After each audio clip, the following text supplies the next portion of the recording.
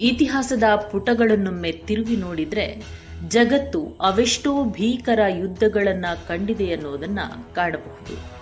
ರಕ್ತ ಚರಿತ್ರೆಯ ಅಧ್ಯಾಯದಿಂದಲೇ ಹೊಸ ಯುಗಗಳು ನಿರ್ಮಾಣವಾಗಿದೆ. ಜಗತ್ತು ಎಷ್ಟೇ ಮುಂದುವರೆದ್ರೂ ಕೂಡ, ತಂತ್ರಜ್ಞಾನಗಳು ಎಷ್ಟೇ ಅಭಿವೃದ್ಧಿ ಹೊಂದಿದ್ರೂ ಸಹ ಈ ಯುದ್ಧ ದಾಹ ಮಾತ್ರ ಕಮ್ಮಿಯಾಗುವುದೇ ಇಲ್ಲ. ಅದಕ್ಕೆ ತಾಜಾ ಉದಾಹರಣೆ ಇಸ್ರೇಲ್ ಪ್ಯಾಲೆಸ್ತೇನ್ ಕದನ.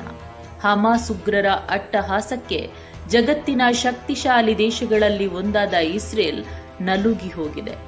ಇಸ್ರೇಲ್ ಪ್ರವೇಶಿಸಿರುವ ಪ್ಯಾಲೆಸ್ತೇನಿ ಉಗ್ರರು ಮಕ್ಕಳು ಮಹಿಳೆಯರೆನ್ನದೆ ಶಿರಚ್ಛೇದನ ಮಾಡಿ ಅದನ್ನು ಸೋಷಿಯಲ್ ಮೀಡಿಯಾಗಳಲ್ಲಿ ಹರಿಬಿಡ್ತಾ ಇದ್ದಾರೆ.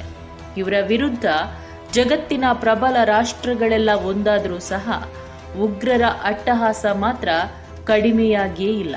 ಅಫ್ಘಾನ್ ವಶಪಡಿಸಿಕೊಂಡ ತಾಲಿಬಾನಿಗಳು, ಉಕ್ರೇನ್ ರಷ್ಯಾ ಸಮರ, ಇರಾಕ್ ಇರಾನ್ ಯುದ್ಧಗಳು ಈ ದಶಮಾನವನ್ನು ನೆತ್ತರ ಅವಧಿಯನ್ನಾಗಿಸಿದೆ. ಇತಿಹಾಸ ಮಾತ್ರ ಇವೆಲ್ಲವನ್ನು ಸದ್ದಿಲ್ಲದೆ ತನ್ನ ಪುಟಗಳ ಮೇಲೆ ಅಚ್ಚೊತ್ತುತ್ತಿದೆ.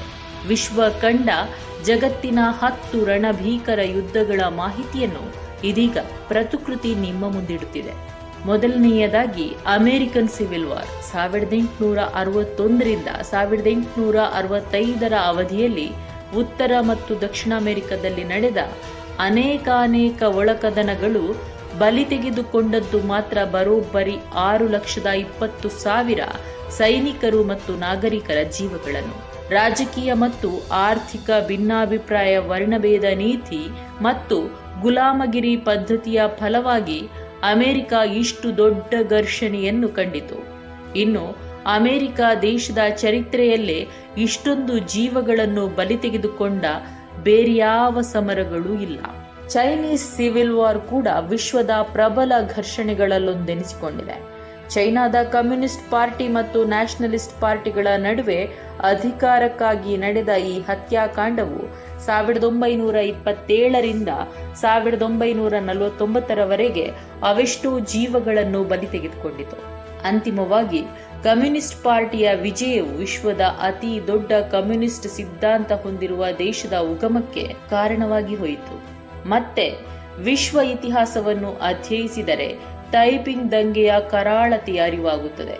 ಚೈನಾ ದೇಶದಲ್ಲಿ 1850ರಿಂದ 64ರವರೆಗೆ ನಡೆದ ಈ ದಂಗೆ ಬಲಿ ಪಡೆದದ್ದು 20ರಿಂದ 30 ಮಿಲಿಯನ್ ಜನರನ್ನು. ಕ್ರಿಶ್ಚಿಯನ್ ಸಿದ್ಧಾಂತಗಳಿಂದ ಪ್ರಭಾವಿತನಾಗಿ ಹಾಂಗ್ ಸ್ಯೂ ಕ್ವಾನ್ ಎಂಬ ವ್ಯಕ್ತಿಯೊಬ್ಬ ಸಂಘಟಿಸಿದ ತೈಪಿಂಗ್ ದಂಗೆಯು ಚೈನಾದ ರಾಜ ಪರಂಪರೆಯನ್ನೇ ಬುಡಮೇಲು ಮಾಡಿತು. ಯುರೋಪಿಯನ್ ದೇಶಗಳ ಸಹಾಯದಿಂದ ರಾಜವಂಶವು ತನ್ನ ಅಧಿಕಾರವನ್ನು ಮರಳಿ ಪಡೆದರೂ ಕೂಡ ಈ ಯುದ್ಧಗಳಿಂದಾದ ಜೀವಹಾನಿ ಇತಿಹಾಸದಲ್ಲಿ ಕಡುಗೆಂಪು ಬಣ್ಣದಲ್ಲಿ ಅಚ್ಚೊತ್ತಿದೆ. ಮುಂದೆ ವಿಶ್ವವನ್ನೇ ಬೆಚ್ಚಿ ಬೀಳಿಸಿದ ಘನ ಘೋರ ಸಮರವೊಂದು ಭಾರತದಲ್ಲಿ ನಡೆದಿದೆ. ಹೌದು, ಕ್ರಿಸ್ತಪೂರ್ವ 261ನೇ ಶತಮಾನದಲ್ಲಿ ನಡೆದ ಕಳಿಂಗ ಯುದ್ಧವು ಭಾರತದಲ್ಲಷ್ಟೇ ಅಲ್ಲ, ಜಗತ್ತಿನಲ್ಲೇ ಅತ್ಯಂತ ಭೀಕರ ಕದನ ಎಂದೆನಿಸಿಕೊಂಡಿದೆ.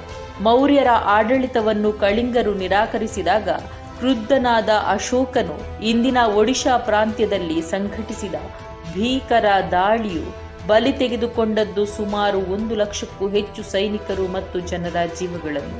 ಆತನ ದಾಳಿಗೆ ರಕ್ತದ ನದಿಯೇ ನಿರ್ಮಾಣವಾಗಿತ್ತು ಎನ್ನುತ್ತದೆ ಇತಿಹಾಸ. ಇದೇ ಯುದ್ಧದ ಪಾಪ ಪ್ರಜ್ಞೆಯಿಂದ ಅಶೋಕನು ಬೌದ್ಧ ಧರ್ಮವನ್ನು ಸ್ವೀಕರಿಸಿ ಶಾಂತಿ ಪ್ರಿಯನೆಂದು ವಿಶ್ವವಿಖ್ಯಾತನಾಗಿದ್ದಾನೆ. 2ನೇ ವಿಶ್ವ ಸಮರದ ಸಂದರ್ಭ ನಡೆದ 2ನೇ ಚೈನಾ ಜಾಪಾನ್ ಯುದ್ಧವು 20ರಿಂದ 30 ಮಿಲಿಯನ್ ಜನರ ಜೀವಗಳಿಗೆ ತಿಲಾಂಜಲಿಯನ್ನಿಟ್ಟಿದೆ. 1937ರಲ್ಲಿ ಚೈನಾದ ಮೇಲೆ ಸಾಲು ಸಾಲು ಆಕ್ರಮಣ ಮಾಡಿದ ಜಾಪಾನ್ ದೇಶ ಉತ್ತರ ಚೈನಾ ಪ್ರಾಂತ್ಯಗಳ ಮೇಲೆ ಪ್ರಾಬಲ್ಯ ಸಾಧಿಸಿದ ಸಂದರ್ಭ ಲಕ್ಷಾಂತರ ಜನರನ್ನು ಬಲಿ ತೆಗೆದುಕೊಂಡಿತ್ತು. ಮೊದಲನೇ ವಿಶ್ವ ಯುದ್ಧ ಜಗತ್ತು ಕಂಡ ಅತ್ಯಂತ ಭೀಕರ ಯುದ್ಧಕಾಂಡಗಳಲ್ಲಿ ಪ್ರಮುಖವಾದುದು. ಆಸ್ಟ್ರಿಯಾ ದೇಶದ ಯುವರಾಜನ ಹತ್ಯೆಯಿಂದ ಶುರುವಾದ ಈ ಯುದ್ಧ ಪ್ರಪಂಚದ ಬಲಿಷ್ಠ ರಾಷ್ಟ್ರಗಳನ್ನು ಇಬ್ಬಾಗ ಮಾಡಿದ್ದರ ಫಲವಾಗಿ 8.5 ಮಿಲಿಯನ್ ಸೈನಿಕರು ಮತ್ತು 7 ಮಿಲಿಯನ್ ಸಾಮಾನ್ಯ ಜನರ ಜೀವವನ್ನು ಬಲಿ ತೆಗೆದುಕೊಂಡಿತು. ಆಧುನಿಕ ಶಸ್ತ್ರಾಸ್ತ್ರಗಳು, ವಿಷಾನಿಲಗಳ ಹುಟ್ಟಿಗೆ ಕಾರಣವಾದ ಈ ಯುದ್ಧ ಮುಂದೆ 2ನೇ ವಿಶ್ವ ಯುದ್ಧಕ್ಕೆ ಅಂಕಿತ ಬರೆಯುವ ಮುಖೇನ ಜಗತ್ತನ್ನೇ ಅಲ್ಲೋಲ ಕಲ್ಲೋಲಗೊಳಿಸಿತು. ಎರಡನೇ ವಿಶ್ವಯುದ್ಧ ಮನುಷ್ಯ ಮತ್ತು ಮನುಷ್ಯತ್ವದ ಮಾರಣ ಹೋಮಕ್ಕೆ ಕಾರಣವಾದ ಬಲು ಭೀಕರ ಸಮರ. ಹಿಟ್ಲರ್, ಮುಸೊಲಿನಿಯಂತಹ ಸರ್ವಾಧಿಕಾರಿಗಳ ಉಗಮದಿಂದ 1939ರಲ್ಲಿ ಆರಂಭಗೊಂಡ ಈ ರಾಕ್ಷಸ ಕದನ 1945ರ ವೇಳೆಗೆ 70ರಿಂದ 80 ಮಿಲಿಯನ್ ಜನರನ್ನು ಬಲಿಪಡೆದು ವಿಶ್ವ ಕಂಡ ಅತಿ ದೊಡ್ಡ ಹತ್ಯಾಕಾಂಡ ಎಂದೆನಿಸಿಕೊಂಡಿದೆ.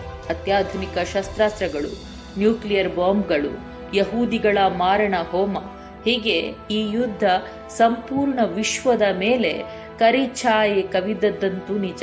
ಈ ಯುದ್ಧದ ಪರಿಣಾಮದಿಂದಾಗಿ ಇನ್ನೂ ಅನೇಕ ದೇಶಗಳು ಸಾಮಾಜಿಕ, ಆರ್ಥಿಕ ಮತ್ತು ಆರೋಗ್ಯ ಸಮಸ್ಯೆಗಳಿಂದ ಬಳಲ್ತಲೇ ಇದ್ದಾವೆ. ಐರೋಪ್ಯ ಇತಿಹಾಸದಲ್ಲಿ ಅತ್ಯಂತ ಮಾರಣಾಂತಿಕ ಯುದ್ಧಗಳಲ್ಲೊಂದಾದ 30 ವರ್ಷಗಳ ಯುದ್ಧ ಅಂದ್ರೆ 1618ರಿಂದ 1648ರವರೆಗೆ ನಡೆದ ಸಂಘರ್ಷ ಅಂದಾಜು 8 ಮಿಲಿಯನ್ ಜನರನ್ನು ಬಲಿತೆಗೆದುಕೊಂಡಿತ್ತು. ರೋಮನ್ ಸಾಮ್ರಾಜ್ಯದಲ್ಲಿ ಪ್ರೊಟೆಸ್ಟೆಂಟ್ ಮತ್ತು ಕ್ಯಾಥಲಿಕ್ಗಳ ನಡುವೆ ಧಾರ್ಮಿಕ ಸಂಘರ್ಷವಾಗಿ ಹುಟ್ಟಿಕೊಂಡು ಯುದ್ಧವಾಗಿ ಮಾರ್ಪಟ್ಟು ಸ್ಪೇನ್, ಫ್ರಾನ್ಸ್, ಸ್ವೀಡನ್ ಮತ್ತು ಡೆನ್ಮಾರ್ಕ್ ಸೇರಿದಂತೆ ಯುರೋಪ್ನಲ್ಲಿನ ಅನೇಕ ಪ್ರಮುಖ ರಾಜಕೀಯ ಶಕ್ತಿಗಳನ್ನು ಒಳಗೊಂಡು ಮಿಲಿಟರಿ ಸಂಘರ್ಷವಾಗಿ ರೂಪು ತಳೆದದ್ದೇ ಈ 30 ವರ್ಷಗಳ ಯುದ್ಧ. ನಂತರ 1648ರಲ್ಲಿ ವೆಸ್ಫಾಲಿಯಾ ಶಾಂತಿಗೆ ಸಹಿ ಹಾಕುವುದರೊಂದಿಗೆ ಈ ಯುದ್ಧ ಕೊನೆಗೊಳ್ಳುತ್ತದೆ. ಇನ್ನೊಂದು ಚೀನಾದಲ್ಲಿ 1862ರಿಂದ 1877ರವರೆಗೆ ಚೀನಿ ಸರ್ಕಾರ ಮತ್ತು ಡುಂಗನ್ ಜನರು ಎಂದು ಕರೆಯಲ್ಪಡುವ ಮುಸ್ಲಿಂ ಜನಾಂಗೀಯ ಗುಂಪಿನ ನಡುವೆ ನಡೆದ ಹೋರಾಟವೇ ದಂಗನ್ ದಂಗೆ. ರೈತರು ಮತ್ತು ವ್ಯಾಪಾರಸ್ಥರಾಗಿದ್ದ ದಂಗನ್ ಜನರು ಬರ ಮತ್ತು ಪ್ರವಾಹದಿಂದ ಆರ್ಥಿಕ ಸಂಕಷ್ಟವನ್ನು ಎದುರಿಸುತ್ತಿದ್ದ ಸಂದರ್ಭ ಶಾಂಗ್ಸಿ ಮತ್ತು ಗನ್ಸು ಪ್ರಾಂತ್ಯಗಳಲ್ಲಿ ಚೀನಿ ವಸಾಹತುಗಳ ಮೇಲೆ ಸರಣಿ ದಾಳಿಯನ್ನ ಪ್ರಾರಂಭಿಸುತ್ತಾರೆ. ಈ ದಂಗೆ ಶೀಘ್ರವಾಗಿ ಚೀನಾದ ಇತರ ಭಾಗಗಳಿಗೆ ಹರಡುತ್ತದೆ. ಇತರ ಪ್ರಾಂತ್ಯಗಳಲ್ಲಿನ ಮುಸ್ಲಿಂ ಸಮುದಾಯಗಳು ಸಹ ಈ ದಂಗೆಯನ್ನು ಸೇರಿಕೊಳ್ತವೆ. ಸರ್ಕಾರಕ್ಕೆ ನಿಷ್ಠವಾಗಿರುವ ಮುಸ್ಲಿಂ ಪಡೆಗಳ ಸಹಾಯದಿಂದ ಚೀನಾ ಸರ್ಕಾರ ಅಂತಿಮವಾಗಿ ಮೇಲುಗೈಯನ್ನ ಸಾಧಿಸುತ್ತದೆ. 1877ರಲ್ಲಿ ಚೀನಾ ಸರ್ಕಾರ ಮತ್ತು ದಂಗನ್ ನಾಯಕರ ನಡುವೆ ಶಾಂತಿ ಒಪ್ಪಂದಕ್ಕೆ ಸಹಿ ಹಾಕುವುದರೊಂದಿಗೆ ಸಂಘರ್ಷ ಅಧಿಕೃತವಾಗಿ ಕೊನೆಗೊಳ್ಳುತ್ತದೆ. ಮುಂದೆ ರಷ್ಯನ್ ಸಿವಿಲ್ ವಾರ್. ಏಷ್ಯಾ ಖಂಡದ ಅತಿ ದೊಡ್ಡ ದೇಶದಲ್ಲಿ ಬೋಲ್ಶೆವಿಕ್ ಕ್ರಾಂತಿಕಾರಿಗಳು ಬರೆದ ನೆತ್ತರ ಕತೆ.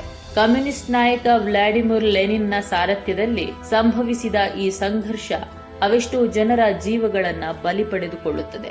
ಜೊತೆಗೆ ರಷ್ಯಾ ಸೋವಿಯತ್ ಸೋಷಿಯಲಿಸ್ಟಿಕ್ ರಿಪಬ್ಲಿಕ್ ಆಗಲು ಮುಖ್ಯ ಕಾರಣವಾಗಿದೆ. ಇನ್ನು ಈ ರಕ್ತ ಕ್ರಾಂತಿಯು 1918ರಿಂದ 1922ರವರೆಗೆ ನಡೆದಿರುತ್ತದೆ. ನೋಡಿದ್ರಲ್ಲ ವೀಕ್ಷಕರೇ, ಮನುಷ್ಯ ಕಲ್ಲಿನಿಂದ ಆಯುಧ ಮಾಡಿಕೊಂಡ ದಿನದಿಂದಲೇ ಯುದ್ಧದ ಆರಂಭ ಶುರುವಾಗಿದೆ. ಪುರಾಣ ಇತಿಹಾಸಗಳಲ್ಲೂ ಯುದ್ಧದ ಉಲ್ಲೇಖ ಇದ್ದೇ ಇದೆ. ಆದರೆ ಅಮಾಯಕ ಜೀವಗಳನ್ನು ಬಲಿ ಪಡೆಯುವ ಪ್ರತಿಯೊಂದು ಸಂಘರ್ಷವು ಮಾನವ ಸಮಾಜಕ್ಕೆ ಬರೆಯುವ ಮರಣ ಶಾಸನವಂತೂ ನಿಜ.